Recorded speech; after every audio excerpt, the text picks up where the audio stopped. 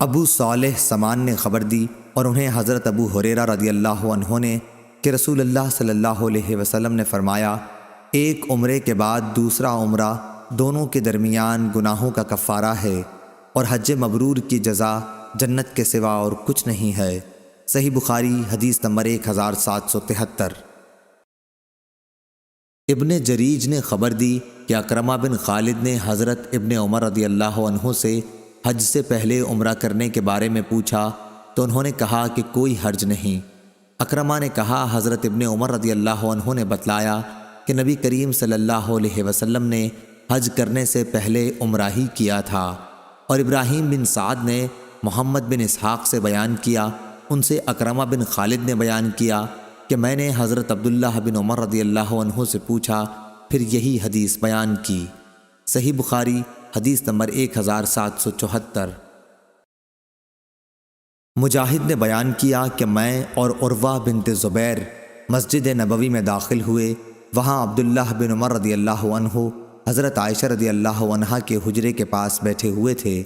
کچھ لوگ مسجد نبوی میں اشراق کی نماز پڑھ رہے تھے۔ انہوں نے بیان کیا کہ ہم نے عبداللہ بن عمر رضی اللہ تعالیٰ عنہ سے ان لوگوں کی اس نماز کے متعلق پوچھا۔ انہوں نے بیان کیا کہ ہم نے عبداللہ بن عمر سے ان لوگوں کی اس نماز کے متعلق پوچھا تو آپ نے فرمایا کہ بدعت ہے۔ پھر ان سے پوچھا کہ نبی کریم صلی اللہ علیہ وسلم نے کتنے عمرے کیے تھے؟ انہوں نے کہا کہ 4۔ ایک ان میں سے رجب میں کیا تھا، لیکن ہم نے پسند نہیں کیا کہ ان کی اس بات کی تردید کریں۔ صحیح بخاری حدیث نمبر 1775۔ مجاہد نے بیان کیا کہ ہم نے ام المومنین عائشہ رضی اللہ عنہا کے حجرے سے ان کے مسواک کرنے کی آواز سنی تو عروہ نے پوچھا، اے میری ماں، اے ام المومنین، ابو عبد الرحمن کی بات آپ سن رہی ہیں؟ عائشہ رضی اللہ عنہا نے پوچھا، وہ کیا کہہ رہے ہیں؟ انہوں نے کہا، کہہ رہے ہیں کہ رسول کریم صلی اللہ علیہ وسلم نے 4 عمرے کیے تھے، جن میں سے ایک رجب میں کیا تھا۔ انہوں نے فرمایا کہ اللہ ابو عبد الرحمن پر رحم کرے۔ حضرت صلی اللہ علیہ وسلم نے تو کوئی عمرہ ایسا نہیں کیا جس میں وہ خود موجود نہ رہے ہوں۔ آپ صلی اللہ علیہ وسلم نے رجب میں تو کبھی عمرہ ہی نہیں کیا۔ صحیح بخاری حدیث نمبر 1776۔ عروہ بن زبیر رضی اللہ عنہ نے بیان کیا کہ میں نے عائشہ رضی اللہ عنہا سے پوچھا تو آپ نے فرمایا کہ رسول اللہ صلی اللہ علیہ وسلم نے رجب میں کوئی عمرہ نہیں کیا تھا۔ صحیح بخاری حدیث نمبر 1777۔ حمام بن یحییٰ نے بیان کیا، ان سے قتادہ نے کہ میں نے انس رضی اللہ عنہ سے پوچھا کہ نبی کریم صلی اللہ علیہ وسلم نے کتنے عمرے کیے تھے؟ تو آپ نے فرمایا کہ 4۔ عمرہ حدیبیہ ذی قعدہ میں، جہاں پر مشرکین نے آپ صلی اللہ علیہ وسلم کو روک دیا تھا۔ پھر آئندہ سال ذی قعدہ ہی میں ایک عمرہ قضا، جس کے متعلق آپ صلی اللہ علیہ وسلم نے مشرکین سے صلح کی تھی، اور تیسرا عمرہ جعرانہ، جس موقع پر آپ صلی اللہ علیہ وسلم نے غنیمت غالباً حنین کی تقسیم کی تھی۔ چوتھا حج کے ساتھ میں نے پوچھا، اور حضرت صلی اللہ علیہ وسلم نے حج کتنے کیے؟ فرمایا کہ 1۔ صحیح بخاری حدیث نمبر 1778۔ قتادہ نے بیان کیا کہ میں نے انس رضی اللہ عنہ سے حضرت صلی اللہ علیہ وسلم کے عمرے کے متعلق پوچھا تو آپ نے فرمایا کہ نبی کریم صلی اللہ علیہ وسلم نے ایک عمرہ وہاں کیا جہاں سے آپ کو مشرکین نے واپس کر دیا تھا، اور دوسرے سال اسی عمرہ حدیبیہ کی قضائی کی تھی، اور ایک عمرہ ذی قعدہ میں اور ایک اپنے حج کے ساتھ کیا تھا۔ صحیح بخاری حدیث نمبر 1779۔ حمام نے بیان کیا، اس روایت میں یوں ہے کہ جو عمرہ حضرت صلی اللہ علیہ وسلم نے اپنے حج کے ساتھ کیا تھا، اس کے سوا تمام عمرے ذی قعدہ ہی میں کیے تھے۔ حدیبیہ کا عمرہ اور دوسرے سال اس کی قضا کا عمرہ کیا تھا، کیونکہ آپ نے قرآن کیا تھا اور حجۃ الوداع سے متعلق ہے، اور جعرانہ کا عمرہ جب آپ صلی اللہ علیہ وسلم نے جنگ حنین کی غنیمت تقسیم کی تھی، پھر ایک عمرہ اپنے حج کے ساتھ کیا تھا۔ صحیح بخاری حدیث نمبر 1780۔ ابو اسحاق نے بیان کیا کہ میں نے مسروق عطا اور مجاہد رحمہم اللہ تعالی سے پوچھا تو ان سب حضرات نے بیان کیا کہ رسول اللہ صلی اللہ علیہ وسلم نے حج سے پہلے ذی قعدہ ہی میں عمرے کیے تھے، اور انہوں نے بیان کیا کہ میں نے براء بن عازب رضی اللہ عنہ سے سنا، انہوں نے فرمایا کہ نبی کریم صلی اللہ علیہ وسلم نے ماہ ذی قعدہ میں حج سے پہلے 2 عمرے کیے تھے۔ صحیح بخاری حدیث نمبر 1781۔ عطا بن ابی رباح نے بیان کیا کہ میں نے عبداللہ بن عباس رضی اللہ عنہ سے سنا، انہوں نے ہمیں خبر دی کہ رسول اللہ صلی اللہ علیہ وسلم نے ایک انصاری خاتون ام سنان رضی اللہ عنہا سے ابن عباس رضی اللہ عنہ نے ان کا نام بتایا تھا لیکن مجھے یاد نہ رہا، پوچھا کہ تو ہمارے ساتھ حج کیوں نہیں کرتی؟ وہ کہنے لگی کہ ہمارے پاس ایک اونٹ تھا جس پر ابو فلاں یعنی اس کا خاوند اور اس کا بیٹا سوار ہو کر حج کے لیے چل دیے، اور ایک اونٹ انہوں نے چھوڑا ہے جس سے پانی لایا جاتا ہے۔ آپ صلی اللہ علیہ وسلم نے فرمایا کہ اچھا، جب رمضان آئے تو عمرہ کر لینا، کیونکہ رمضان کا عمرہ ایک حج کے برابر ہوتا ہے، یا اسی جیسی کوئی بات آپ صلی اللہ علیہ وسلم نے فرمائی۔ صحیح بخاری حدیث نمبر 1782۔ ہشام نے بیان کیا، ان سے ان کے والد عروہ نے اور ان سے حضرت عائشہ رضی اللہ عنہا نے بیان کیا کہ ہم رسول اللہ صلی اللہ علیہ وسلم کے ساتھ مدینے سے نکلے تو ذی الحج کا چاند نکلنے والا تھا۔ آپ صلی اللہ علیہ وسلم نے فرمایا کہ اگر کوئی حج کا احرام باندھنا چاہتا ہے تو وہ حج کا باندھ لے، اور اگر کوئی عمرے کا باندھنا چاہتا ہے تو وہ عمرے کا باندھ لے۔ اگر میرے ساتھ ہدی نہ ہوتی تو میں بھی عمرے کا احرام باندھتا۔ حضرت عائشہ رضی اللہ عنہا نے بیان کیا کہ ہم میں بعض نے تو عمرے کا احرام باندھا اور بعض نے حج کا احرام باندھا۔ میں بھی ان لوگوں میں تھی جنہوں نے عمرے کا احرام باندھا تھا، لیکن عرفہ کا دن آیا تو میں اس وقت حائضہ تھی، چنانچہ میں نے حضور صلی اللہ علیہ وسلم سے شکایت کی۔ آپ صلی اللہ علیہ وسلم نے فرمایا کہ پھر عمرہ چھوڑ دے اور سر کھول دے اور اس میں کنگاہ کر لے، پھر حج کا احرام باندھ لینا۔ میں نے ایسا ہی کیا۔ جب محسب کے قیام کی رات آئی تو حضور صلی اللہ علیہ وسلم نے عبد الرحمن کو میرے ساتھ تنعیم بھیجا، وہاں سے میں نے عمرے کا احرام اپنے اس عمرے کے بدلے میں باندھا جس کو توڑ ڈالا تھا۔ صحیح بخاری حدیث نمبر 1783۔ سفیان بن عینہ نے بیان کیا، ان سے عمرو بن دینار نے، انہوں نے عمرو بن عوس سے سنا، ان کو عبد الرحمن بن ابی بکر رضی اللہ عنہ نے خبر دی کہ رسول اللہ صلی اللہ علیہ وسلم نے انہیں حکم دیا تھا کہ عائشہ رضی اللہ عنہا کو اپنے ساتھ سواری پر لے جائیں اور تنعیم سے انہیں عمرہ کرا لائیں۔ سفیان بن عینہ نے کہیں یوں کہا، میں نے عمرو بن دینار سے سنا، کہیں یوں کہا، میں نے کئی بار اس حدیث کو عمرو بن دینار سے سنا۔ صحیح بخاری حدیث نمبر 1784۔ جابر بن عبداللہ رضی اللہ عنہ نے بیان کیا کہ نبی کریم صلی اللہ علیہ وسلم اور آپ صلی اللہ علیہ وسلم کے اصحاب نے حج کا احرام باندھا تھا، اور حضرت صلی اللہ علیہ وسلم اور طلحہ رضی اللہ عنہ کے سوا قربانی کسی کے پاس نہیں تھی۔ انہی دنوں میں حضرت علی رضی اللہ عنہ یمن سے آئے تو ان کے ساتھ بھی قربانی تھی۔ انہوں نے کہا کہ جس چیز کا احرام رسول اللہ صلی اللہ علیہ وسلم نے باندھا ہے میرا بھی احرام وہی ہے۔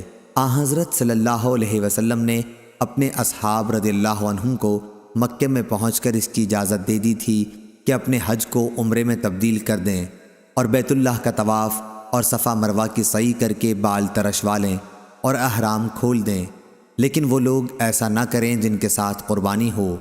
اس پر لوگوں نے کہا کہ ہم منا سے حج کے لیے اس طرح سے جائیں گے کہ ہمارے ذکر سے منی ٹپک رہی ہو۔ یہ بات رسول اللہ تک پہنچی تو آپ صلی اللہ علیہ وسلم نے فرمایا، جو بات اب ہوئی اگر پہلے سے معلوم ہوتی تو میں اپنے ساتھ ہدی نہ لاتا، اور اگر میرے ساتھ ہدی نہ ہوتی تو افعال عمرہ ادا کرنے کے بعد میں بھی احرام کھول دیتا۔ عائشہ رضی اللہ عنہا اس حج میں حائضہ ہو گئی تھیں، اس لیے انہوں نے اگرچہ تمام مناسک ادا کیے لیکن بیت اللہ کا طواف نہیں کیا۔ پھر جب وہ پاک ہو گئیں اور طواف کر لیا تو عرض کی، یا رسول اللہ صلی اللہ علیہ وسلم، سب لوگ حج اور عمرہ دونوں کر کے واپس ہو رہے ہیں، لیکن میں صرف حج کر سکی ہوں۔ آپ نے اس پر عبد الرحمن بن ابی بکر رضی اللہ عنہ سے کہا کہ انہیں ہمراہ لے کر تنعیم جائیں اور عمرہ کرا لائیں۔ یہ عمرہ حج کے بعد ذی الحج کے ہی مہینے میں ہوا تھا۔ حضرت صلی اللہ علیہ وسلم جب جمرہ عقبہ کی رمی کر رہے تھے تو سراقہ بن مالک بن جاشم آپ صلی اللہ علیہ وسلم کی خدمت میں حاضر ہوئے اور پوچھا، یا رسول اللہ، کیا یہ عمرہ اور حج کے درمیان احرام کھول دینا صرف آپ صلی اللہ علیہ وسلم ہی کے لیے ہے؟ حضرت صلی اللہ علیہ وسلم نے فرمایا کہ نہیں، بلکہ ہمیشہ کے لیے ہے۔ صحیح بخاری حدیث نمبر 1785۔ ہشام بن عروہ نے بیان کیا، کہا کہ مجھے میرے والد عروہ نے خبر دی، کہا کہ مجھے عائشہ رضی اللہ عنہا نے خبر دی۔ انہوں نے کہا کہ ذی الحج کا چاند نکلنے والا تھا کہ ہم رسول اللہ صلی اللہ علیہ وسلم کے ساتھ مدینے سے حج کے لیے چلے۔ حضرت صلی اللہ علیہ وسلم نے فرمایا کہ جو عمرے کا احرام باندھنا چاہے وہ عمرے کا باندھ لے، اور جو حج کا باندھنا چاہے وہ حج کا باندھ لے۔ اگر میں اپنے ساتھ قربانی نہ لاتا تو میں بھی عمرے کا ہی احرام باندھتا۔ چنانچہ بہت سے لوگوں نے عمرے کا احرام باندھا اور بہتوں نے حج کا۔ میں بھی ان لوگوں میں تھی جنہوں نے عمرے کا احرام باندھا تھا، مگر میں مکہ میں داخل ہونے سے پہلے حائضہ ہو گئی۔ عرفہ کا دن آ گیا اور ابھی میں حائضہ ہی تھی۔ اس کا رونا میں رسول اللہ صلی اللہ علیہ وسلم کے سامنے روئی۔ آپ صلی اللہ علیہ وسلم نے فرمایا کہ عمرہ چھوڑ دے اور سر کھول لے اور کنگاہ کر لے، پھر حج کا احرام باندھ لینا۔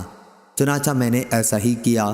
اس کے بعد جب محسب کی رات آئی تو حضرت صلی اللہ علیہ وسلم نے میرے ساتھ عبد الرحمن کو تنعیم بھیجا۔ وہ مجھے اپنی سواری پر پیچھے بٹھا کر لے گئے۔ وہاں سے عائشہ رضی اللہ عنہا نے اپنے چھوڑے ہوئے عمرے کے بجائے دوسرے عمرے کا احرام باندھا۔ اس طرح اللہ تعالیٰ نے ان کا بھی حج اور عمرہ دونوں ہی پورے کر دیے۔ نہ تو اس کے لیے انہیں قربانی لانی پڑی، نہ صدقہ دینا پڑا، اور نہ روزہ رکھنا پڑا۔ صحیح بخاری حدیث نمبر 1786۔ ابن عون نے بیان کیا، ان سے قاسم بن محمد نے، اور دوسری روایت میں ابن عون ابراہیم سے روایت کرتے ہیں اور وہ اسود سے۔ انہوں نے بیان کیا کہ حضرت عائشہ رضی اللہ عنہا نے کہا، یا رسول اللہ صلی اللہ علیہ وسلم، لوگ تو 2 نسک حج اور عمرہ کر کے واپس ہو رہے ہیں، اور میں نے صرف 1 نسک حج کیا ہے۔ اس پر ان سے کہا گیا کہ پھر انتظار کریں، اور جب پاک ہو جائیں تو تنعیم جا کر وہاں سے عمرے کا احرام باندھیں، پھر ہم سے فلاں جگہ آ ملیں، اور یہ کہ اس عمرے کا ثواب تمہارے خرچ اور محنت کے مطابق ملے گا۔ صحیح بخاری حدیث نمبر 1787۔ افلاح بن حمید نے بیان کیا، ان سے قاسم بن محمد نے اور ان سے حضرت عائشہ رضی اللہ عنہا نے بیان کیا کہ حج کے مہینوں اور آداب میں ہم حج کا احرام باندھ کر مدینے سے چلے اور مقام صرف میں پڑاؤ کیا۔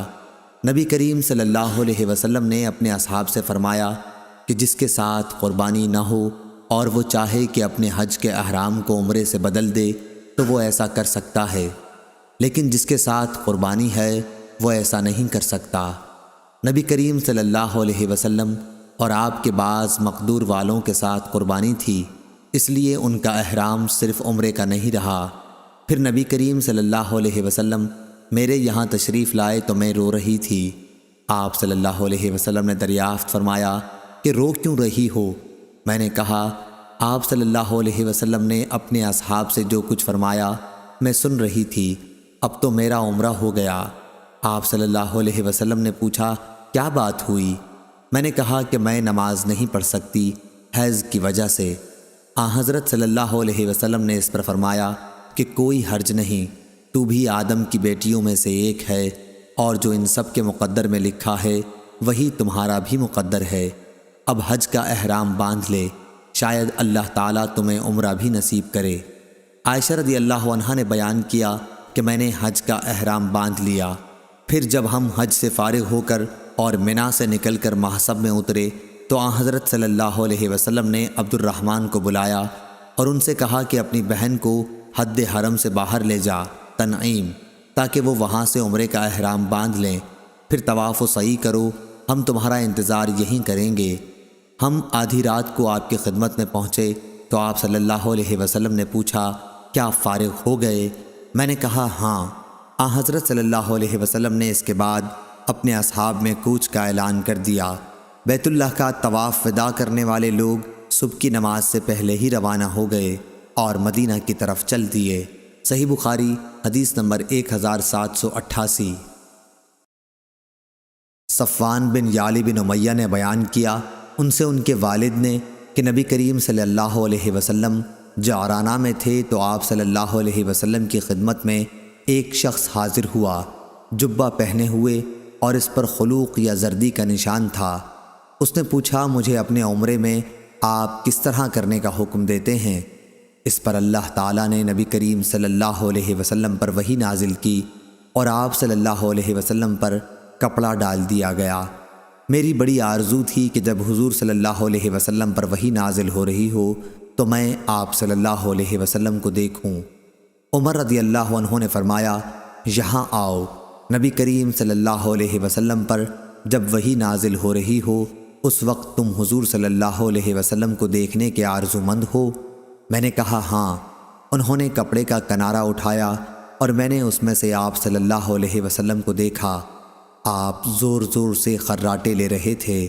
میرا خیال ہے کہ انہوں نے بیان کیا جیسے اونٹ کے سانس کی آواز ہوتی ہے۔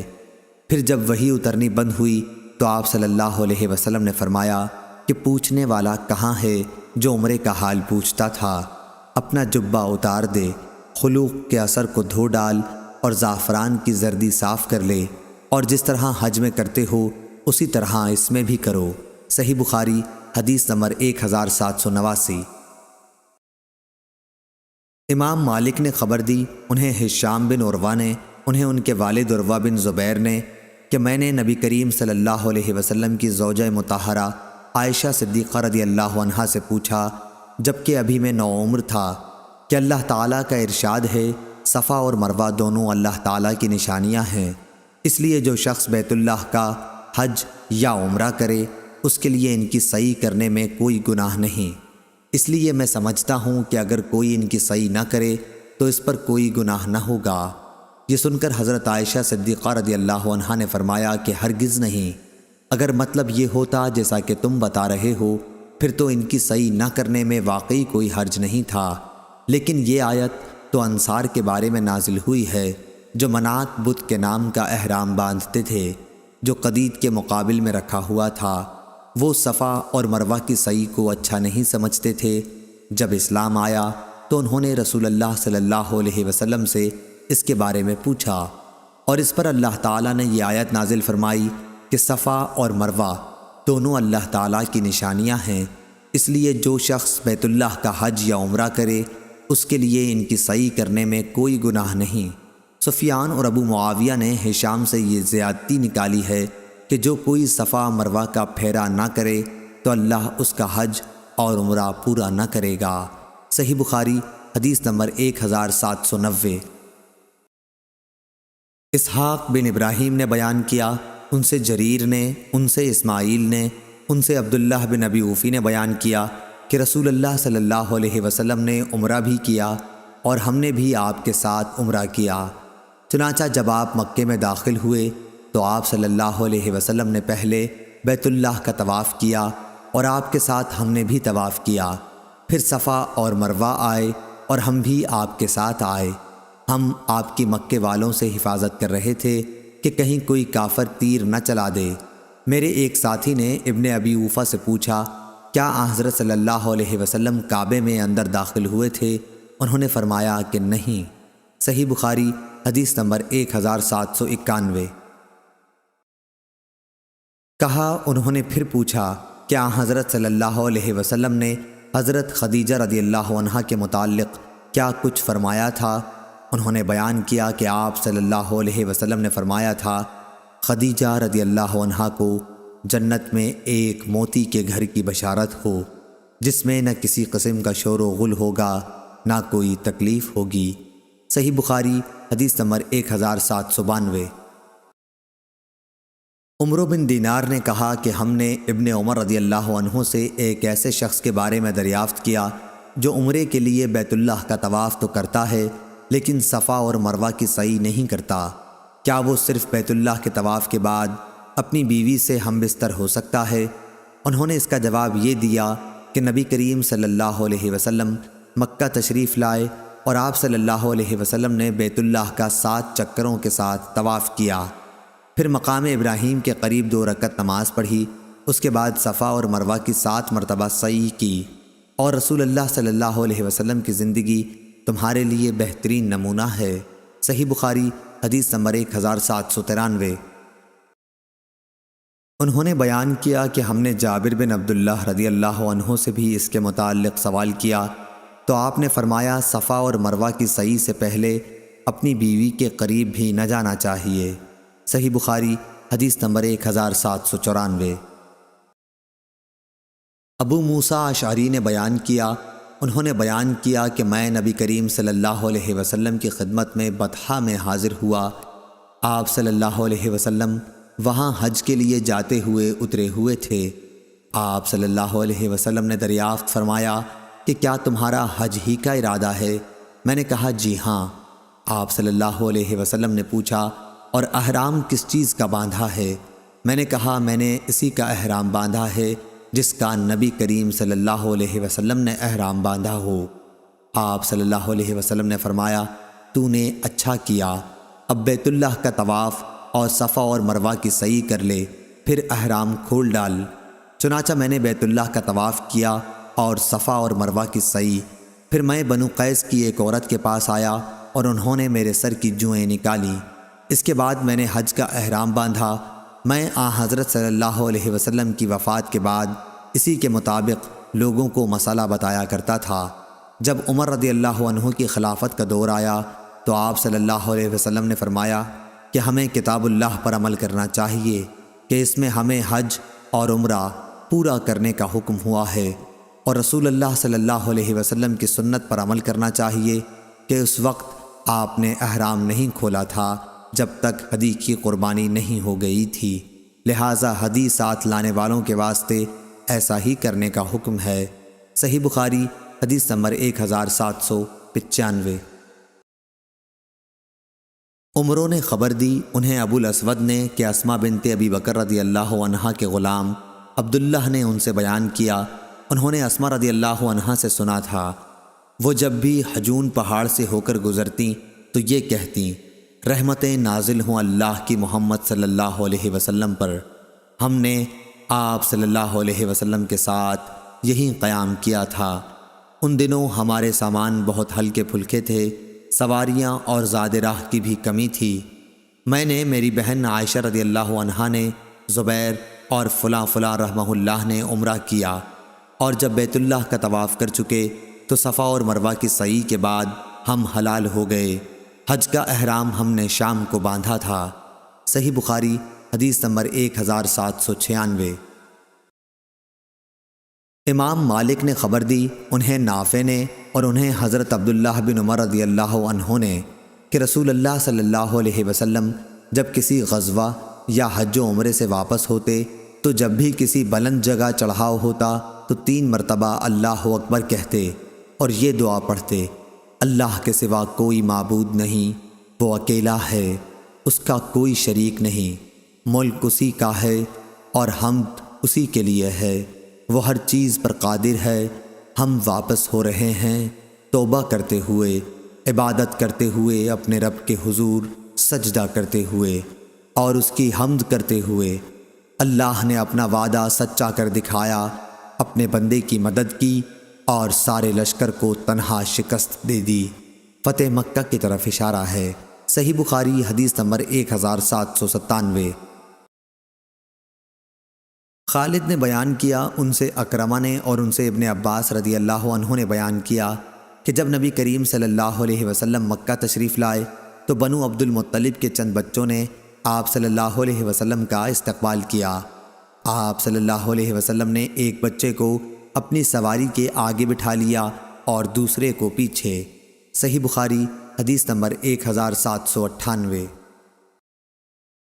انس بن عیاض نے بیان کیا، ان سے عبید اللہ نے، ان سے نافع نے اور ان سے حضرت عبداللہ بن عمر رضی اللہ عنہ نے کہ نبی کریم رسول اللہ صلی اللہ علیہ وسلم جب مکہ تشریف لے جاتے تو مسجد شجرہ میں نماز پڑھتے، اور جب واپس ہوتے تو ذوالحلیفہ کی وادی کے نشیب میں نماز پڑھتے۔ آپ صلی اللہ علیہ وسلم صبح تک ساری رات وہیں رہتے۔ صحیح بخاری حدیث نمبر 1799۔ اسحاق بن عبداللہ بن ابی طلحہ نے بیان کیا، ان سے انس نے بیان کیا کہ رسول اللہ صلی اللہ علیہ وسلم سفر سے رات میں گھر نہیں پہنچتے تھے، یا صبح کے وقت پہنچ جاتے تھے، یا دوپہر کے بعد زوال سے لے کر غروب آفتاب تک کسی بھی وقت تشریف لاتے۔ صحیح بخاری حدیث نمبر 1800۔ شعبہ نے بیان کیا، ان سے محارب بن دثار نے اور ان سے جابر رضی اللہ عنہ نے کہ رسول اللہ صلی اللہ علیہ وسلم نے سفر سے گھر رات کے وقت اترنے سے منع فرمایا۔ صحیح بخاری حدیث نمبر 1801۔ حمید طویل نے خبر دی، انہوں نے انس بن مالک رضی اللہ عنہ سے سنا کہ آپ نے کہا کہ جب رسول اللہ صلی اللہ علیہ وسلم سفر سے مدینہ واپس ہوتے اور مدینہ کے بالائی علاقوں پر نظر پڑتی تو اپنی اونٹنی کو تیز کر دیتے، کوئی دوسرا جانور ہوتا تو اسے بھی ایڑ لگاتے۔ ابو عبداللہ امام بخاری نے کہا کہ حارث بن عمیر نے حمید سے یہ تلفظ زیادہ کیے ہیں کہ مدینہ سے محبت کی وجہ سے سواری تیز کر دیتے تھے۔ صحیح بخاری حدیث نمبر 1802۔ شعبہ نے بیان کیا، ان سے ابو اسحاق نے کہ میں نے برا بن عازب رضی اللہ عنہ سے سنا، انہوں نے کہا کہ یہ آیت ہمارے بارے میں نازل ہوئی، انصار جب حج کے لیے آئے تو احرام کے بعد گھروں میں دروازوں سے نہیں جاتے بلکہ دیواروں سے کود کر گھر کے اندر داخل ہوا کرتے تھے۔ پھر اسلام لانے کے بعد ایک انصاری شخص آیا اور دروازے سے گھر میں داخل ہو گیا، اس پر لوگوں نے لعنت ملامت کی تو یہ وحی نازل ہوئی کہ یہ کوئی نیکی نہیں ہے کہ گھروں میں پیچھے سے دیواروں پر چڑھ کر آؤ، بلکہ نیک وہ شخص ہے جو تقوی اختیار کرے اور گھروں میں ان کے دروازوں سے آیا کرو۔ صحیح بخاری حدیث نمبر 1803۔ عبداللہ بن مسلمہ قامبی نے بیان کیا، ان سے مالک نے، سمی سے، ان سے ابو صالح نے اور ان سے ابو ہریرہ رضی اللہ عنہ نے بیان کیا کہ نبی کریم صلی اللہ علیہ وسلم نے فرمایا، سفر عذاب کا ایک ٹکڑا ہے، آدمی کو کھانے پینے اور سونے ہر ایک چیز سے روک دیتا ہے، اس لیے جب کوئی اپنی ضرورت پوری کر چکے تو فوراً گھر واپس آ جائے۔ صحیح بخاری حدیث نمبر 1804۔ زید بن اسلم نے خبر دی، ان سے ان کے باپ نے بیان کیا کہ میں حضرت عبداللہ بن عمر رضی اللہ عنہ کے ساتھ مکے کے راستے میں تھا کہ انہیں اپنی بیوی صفیہ بنت ابی عبید کی سخت بیماری کی خبر ملی اور وہ نہایت تیزی سے چلنے لگے۔ پھر جب سرخی غروب ہو گئی تو سواری سے نیچے اترے اور مغرب اور عشاء ایک ساتھ ملا کر پڑھیں۔ اس کے بعد فرمایا کہ میں نے رسول اللہ صلی اللہ علیہ وسلم کو دیکھا کہ جب جلدی چلنا ہوتا تو مغرب میں دیر کر کے دونوں عشاء اور مغرب کو ایک ساتھ ملا کر پڑھتے تھے۔ صحیح بخاری حدیث نمبر 1805۔